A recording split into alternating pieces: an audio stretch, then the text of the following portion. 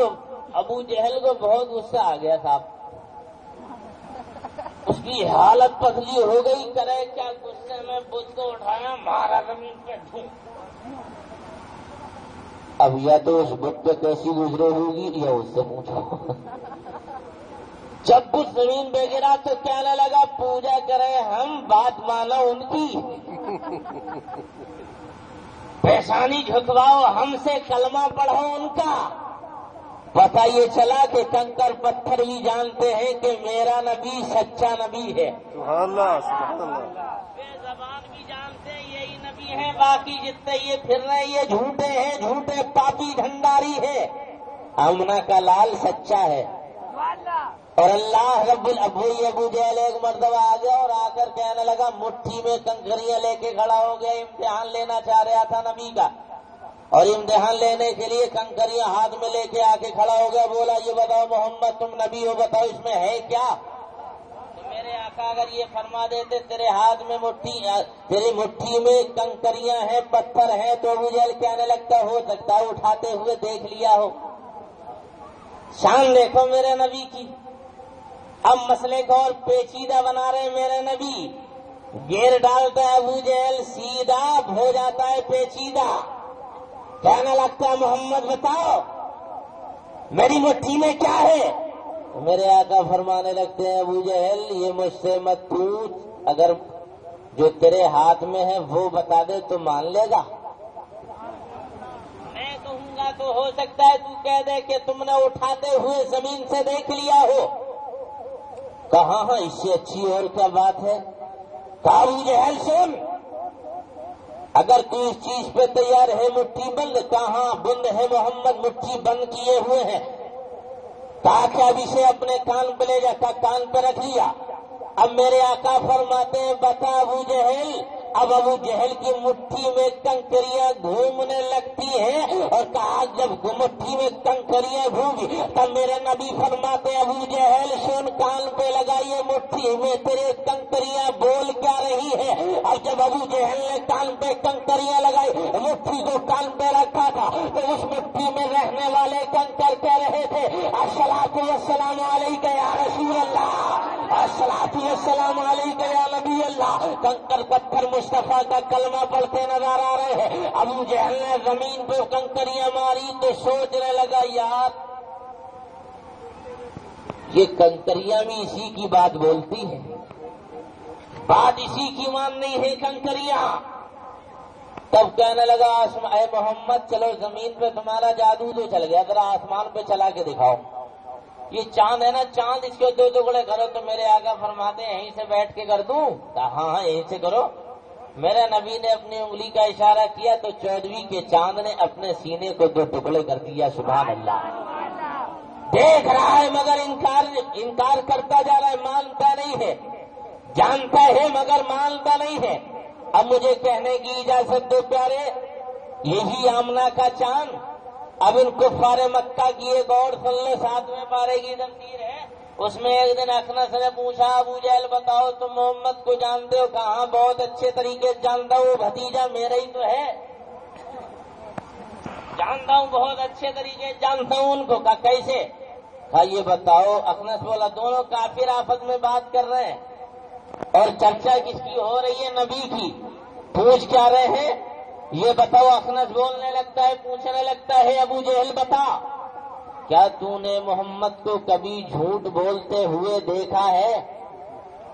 اب ابو جہل کہنے لگا یہ بات راز کی ہے تو نہیں بتائی جائے گی، کمرہ بلند کر دو، کمرہ بند کر دو۔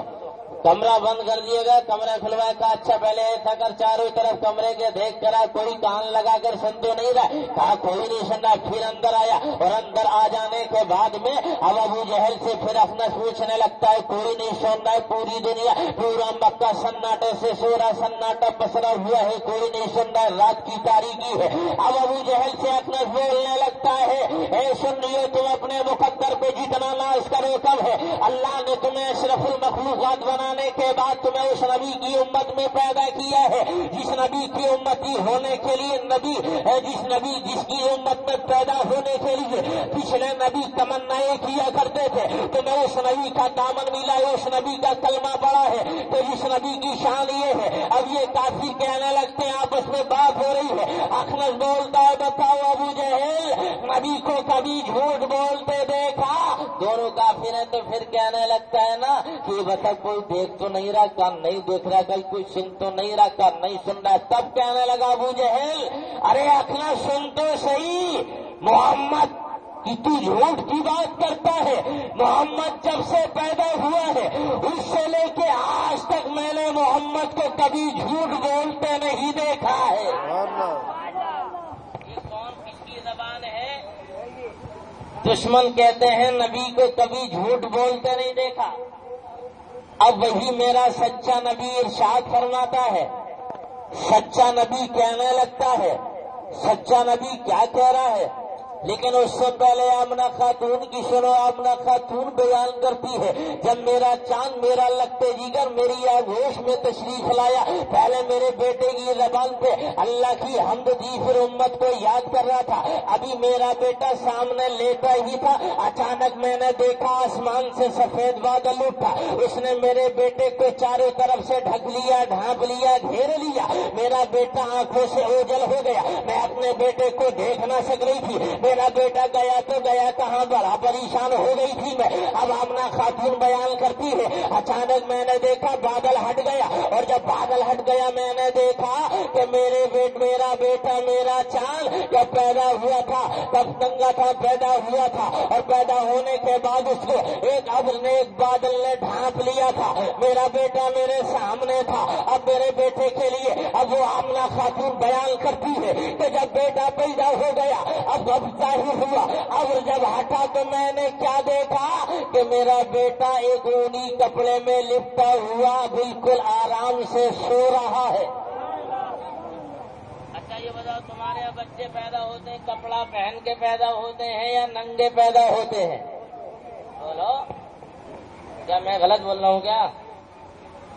ارے میں بھی ننگا ہی پیدا ہوا ہوں, ایسا تھوڑی میں بھی ننگا, تم بھی, سارے لوگ ننگے پیدا ہوتے ہیں. مگر سنو پیارے, آمنہ خاتون کا چاند لیکن تم کپڑے پہناتے ہو نا انہیں, اپنے بچوں کو تم خود کپڑے پہناتے ہو. مگر آمنہ کے چاند کی شان دیکھو, ابر نے ڈھک لیا ایک اونی کپڑے میں. اللہ کے فرشتوں نے میرے نبی کو بالکل ملبوس فرما دیا ہے. اور جب ڈھک لیا نبی کو, اب آمنہ خاتون کیا بیان کرتی ہے؟ آمنہ خاتون بیان کرتی ہے کہ جب میرے بیٹے کے لباس میں ملبوس, میرا بیٹا ایک اونی کپڑے میں لپٹا ہوا تھا, اور اسی اونی کپڑے میں لپٹے لپٹے مجھے کہنے کی اجازت دے سن رہی ہو. آمنہ خاتون کا بیان دوسرا سنو. ابھی کچھ دیر بیٹا اسی کپڑے میں لے رہا, لپٹا ہوا لیٹا رہا, اچانک ایک بادل ہو رہا ہے. اس بادل نے پھر میرے بیٹے کو بالکل ڈھک لیا, اور جب بیٹے کو ڈھکتا گیا اور ڈھکنے کے بعد میں نے یہ دیکھا کہ جب وہ بادل ہٹا, اور ہٹنے کے بعد میں نے یہ دیکھا کہ میرے بیٹے کی مٹھی میں گونی کپڑا ہے, اور ایک کہنے والا کہہ رہا ہے اللہ نے اس مٹھی میں جنت کی چابیوں کو رکھ لیا ہے, اللہ نے اس کی مٹھی میں جہنم کی چابیوں کو رکھا ہے. جنت کی چابیاں اسی کی مٹھی میں ہے, جہنم کی چابیاں اسی کی مٹھی میں ہے. اب بلا تشبیہ و تمثیل سمجھو اور مجھے کہنے کی اجازت دو, جو مصطفیٰ کا غلام ہوگا وہ جنت کی چابیاں نبی کے اختیار میں, جہنم کی چابیاں مصطفیٰ کے اختیار میں, جنت کی چابیاں مصطفیٰ کی مٹھی میں, جہنم کی چابیاں مصطفیٰ کی مٹھی میں.